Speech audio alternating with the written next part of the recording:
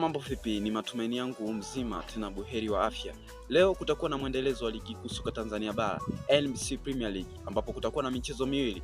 Mashujaa FC wakiwa ugenini dhidi ya Singida Black Stars katika dimba la KMC Complex jijini Dar es Salaam. Mchezo huu utachezwa mapema tu kwa siku ya leo, majira ya saa 8 kwa saa za Afrika Mashariki. Lakini mchezo mwingine utakuwa ukiwakutanisha wenyeji Mbeya City dhidi ya Dar es Salaam Africans katika dimba la Sokoine kule jijini Mbeya.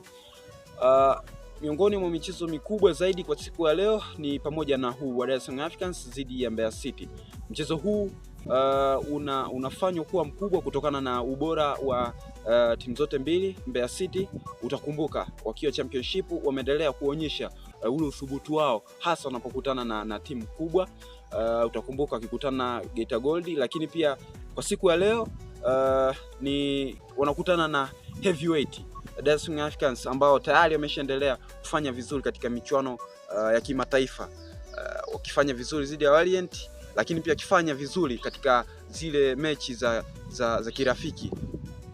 Awali waliweza kufanya vizuri dhidi ya Run Sport kule jijini kule nchini Rwanda, lakini pia waliweza kufanya vizuri dhidi ya Bandari katika kilele cha siku ya Mwananchi.